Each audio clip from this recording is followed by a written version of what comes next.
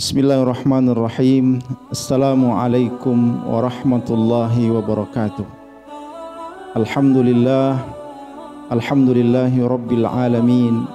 Wa bihi nasta'inu ala umurid dunya waddin. Wassalatu wassalamu ala asyrafil anbiya'i wal mursalin wa ala alihi wa sahbihi ajma'in, amma ba'd.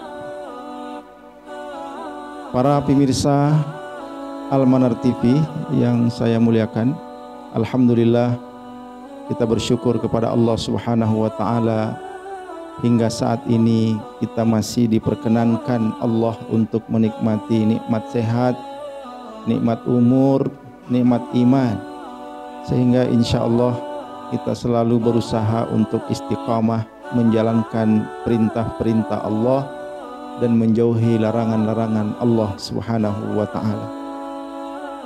Para pemirsa sekalian yang saya muliakan, ada satu hal yang selalu Allah anjurkan kepada kita untuk konsisten dan istiqamah untuk menjalankannya, yaitu berzikir kepada Allah Subhanahu wa taala. Banyak ayat di dalam Al-Qur'an yang bisa kita temukan tentang bagaimana Allah memuji orang-orang yang berzikir. Allah menganjurkan kita untuk selalu berzikir kepadanya. Dan Allah Subhanahu wa taala memuji orang-orang yang selalu bertakarrub kepadanya dengan menjadikan zikir sebagai bagian dari wasilah untuk selalu dekat bersama dengan Allah Subhanahu wa taala.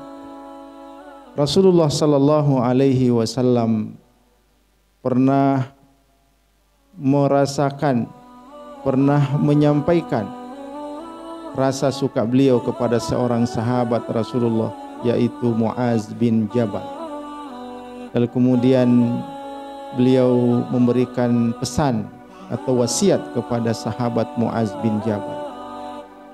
Ya Muaz, wallahi inni la uhibbuk. Wahai Muaz, demi Allah saya menyukai kamu.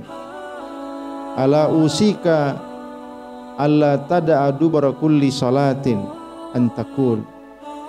Saya berpesan kepadamu untuk tidak meninggalkan setiap kali kamu selesai salat, jangan lupa untuk selalu mengatakan Allahumma a'inni ala dzikrika wa syukrika wa husni ibadatik. Ya Allah, bantulah saya untuk selalu mengingat kepadamu, untuk selalu bersyukur kepadamu, dan bantulah saya untuk selalu memperbaiki ibadahku kepadamu.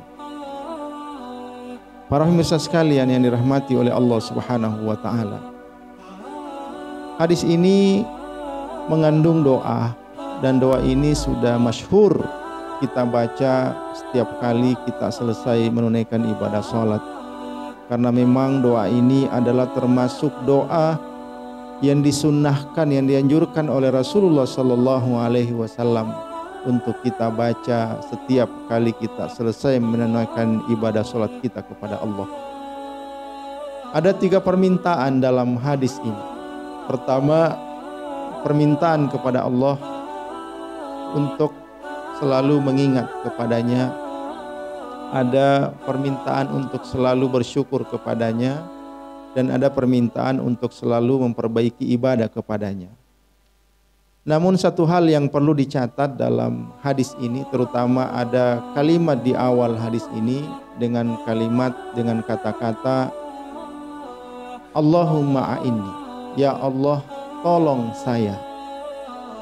Ini seolah-olah Rasulullah sallallahu alaihi wasallam bahwa untuk urusan ketiga hal ini, dalam hal urusan berzikir, bersyukur, dan memperbaiki ibadah, kita perlu pertolongan dari Allah.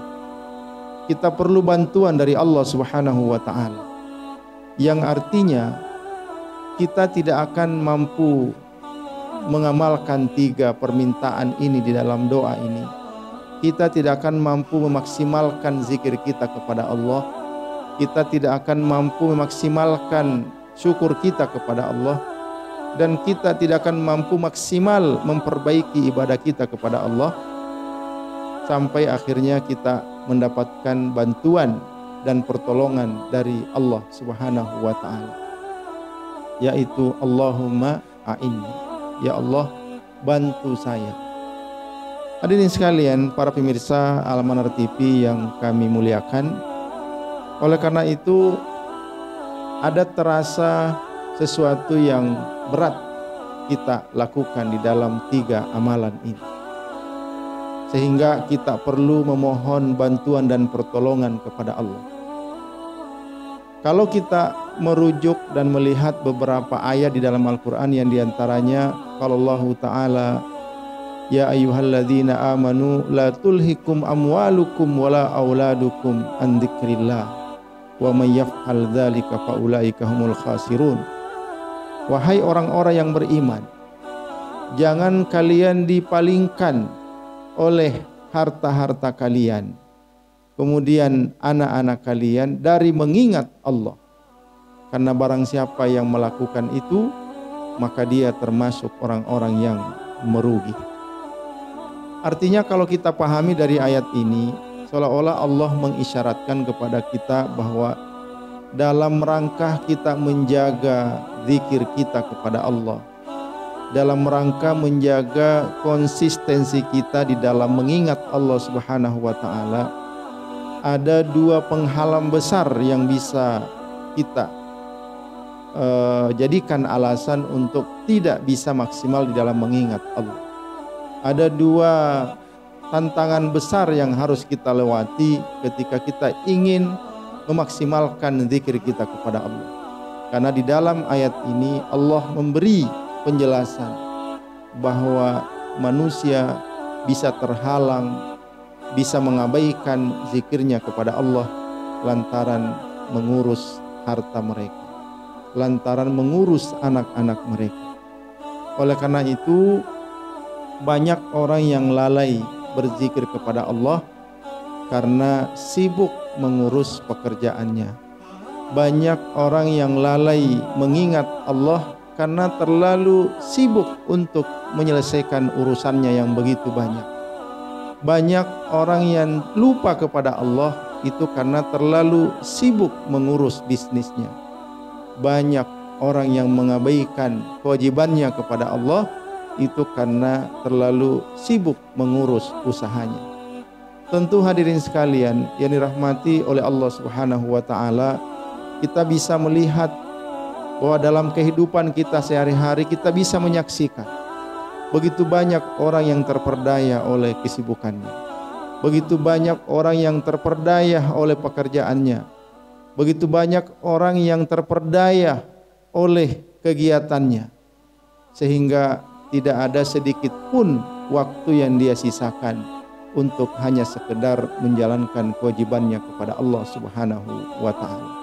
Inilah yang diperingatkan oleh Allah di dalam ayat ini, bahwa faktor besar, penyebab besar yang bisa menghalangi kita untuk mengingat Allah adalah kesibukan kita mengurus materi kita, kesibukan kita mengurus anak-anak kita.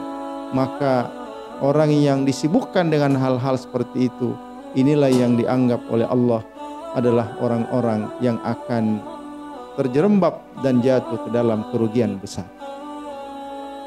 Para pemirsa sekalian, Al-Manar TV yang kami banggakan, oleh karena itu, selain Allah telah menjelaskan tentang faktor-faktor dan penyebab-penyebab yang bisa menghalangi kita mengingat Allah Subhanahu wa taala, sebaliknya Allah memberikan peringatan di dalam sebuah ayat bahwa wa man a'rada an dzikri fa inna lahu ma'isyatan dhanka wa nahsyuruhu yaumal qiyamati a'ma. Barang siapa yang berpaling dari mengingat kepadaku, kata Allah, fa inna lahu ma'isyatan dhanka, maka Allah akan berikan kehidupan yang sempit untuknya. Bagaimana kehidupan yang sempit itu? Banyak orang yang terperdaya di dalam hal ini. Banyak orang yang pandangan mata, secara kasat mata sudah mengumpulkan begitu banyak materi. Banyak manusia yang secara kasat mata sudah begitu banyak mengumpulkan materi. Mungkin fasilitas hidupnya sudah serba lengkap, materinya sudah sangat banyak, tapi apa yang dia rasakan? Selalu merasa sedikit, selalu merasa tidak cukup, selalu merasa tidak pernah sanggup memenuhi kebutuhan hidupnya. Itulah kesempitan yang diberikan oleh Allah bagi mereka yang lalai mengingat Allah. Karena dia hanya sibuk mengurus pekerjaan, sibuk mengurus hartanya, dan dia melalaikan kewajibannya kepada Allah. Dan Allah pun berikan kesempitan di dalam hatinya, sehingga semua yang dia raih dari materi yang begitu banyak, dia tidak pernah terpuaskan. Dia tidak pernah merasa qanaah dengan apa yang diberikan oleh Allah Subhanahu wa taala. Penyebabnya adalah karena dia telah mengabaikan zikirnya kepada Allah. Dia telah mengabaikan kewajibannya kepada Allah. Dia telah mengabaikan perintah-perintah Allah, dan sebaliknya dia banyak melanggar larangan-larangan Allah Subhanahu wa taala. Oleh karena itu hadirin sekalian, itu baru sanksi duniawi yang diberikan oleh Allah. Dan di dalam ayat ini Allah juga mengisyaratkan bagaimana kondisi yang akan dialami oleh orang-orang yang mengabaikan zikirnya kepada Allah. Qala Allah Ta'ala, wa nahsyuruhu yaumal qiyamati a'ma, dan kami akan bangkitkan mereka nanti di hari kemudian dalam keadaan buta, tidak bisa melihat. Itulah konsekuensi atau resiko yang akan ditanggung oleh mereka yang mengabaikan Allah Subhanahu wa taala. Para pemirsa sekalian, Al-Manar TV yang saya muliakan.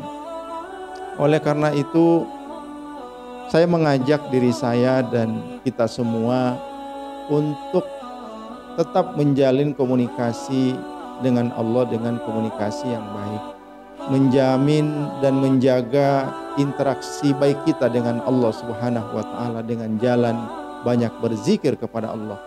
Karena salah satu amalan yang terbaik yang pernah disampaikan oleh Rasulullah sallallahu alaihi wasallam adalah berzikir kepada Allah.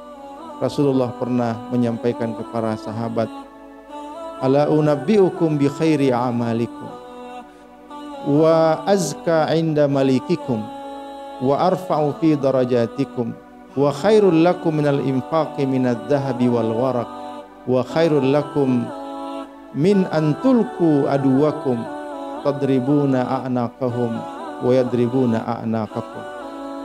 Mau enggak kalian saya beritahu amalan yang terbaik buat kalian, amalan yang bisa membuat kalian bersih di sisi Allah, amalan yang bisa mengangkat derajat kalian paling tinggi di sisi Allah, amalan yang akan membuat kalian lebih baik daripada berimpak emas dan lain-lain sebagainya, amalan yang bisa membuat kalian lebih baik daripada mereka yang bertemu musuh-musuhnya di medan perang, lalu musuhnya menyerang mereka dan mereka pun menyerang musuhnya. Qalu bala ya Rasulullah. Mendengar tawaran Rasulullah, para sahabat mengatakan, kami mau ya Rasulullah.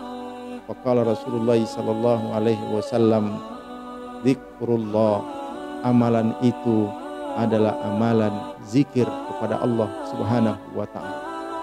Jadi dalam hadis ini kita dapat melihat bagaimana mulianya berzikir kepada Allah, bagaimana begitu utamanya berzikir kepada Allah, bagaimana tinggi nilainya orang-orang yang berzikir kepada Allah. Oleh karena itu, implementasikan zikir itu dalam perbuatan anggota tubuh kita. Apa yang menjadi kewajiban kita kepada Allah, apa saja ibadah yang menjadi beban taklif yang merupakan kewajiban dari Allah yang dibebankan buat kita, kita berusaha untuk mengimplementasikan dalam kehidupan kita. Jangan kita pernah meninggalkan sedikit pun kewajiban itu kepada Allah Subhanahu wa taala. Karena dengan istiqamah, dengan konsistensi yang tinggi terhadap kewajiban itu, maka itu berarti kita telah mengimplementasikan zikir dalam bentuk perbuatan yang dilakukan oleh anggota tubuh kita. Begitu juga jangan lupa zikir lisan kita. Dengan banyak menyebut kalimat-kalimat at-thayyibah, seperti membaca kalimat tasbih, subhanallah, membaca kalimat tahmid, alhamdulillah, memperbanyak membaca takbir, Allahu Akbar, memperbanyak membaca tahlil, la ilaha illallah, dan memperbanyak membaca hauqalah, la haula wala quwata illa billah. Karena semua kalimat-kalimat ini adalah kalimat-kalimat yang baik, yang membuat nama kita harum di sisi Allah, yang membuat kita dekat dengan Allah, yang membuat kita mendapatkan cinta dari Allah Subhanahu wa taala. Oleh karena itu hadirin sekalian, mari kita perbanyak zikir kita kepada Allah, banyak jalan, banyak wasilah, banyak cara untuk mengimplementasikan, membuktikan diri kita di hadapan Allah bahwa kita pantas dan patut dicatat sebagai orang-orang yang termasuk dari minadz-dzakirina wadz-dzakirat. Mudah-mudahan ada manfaatnya buat kita semua.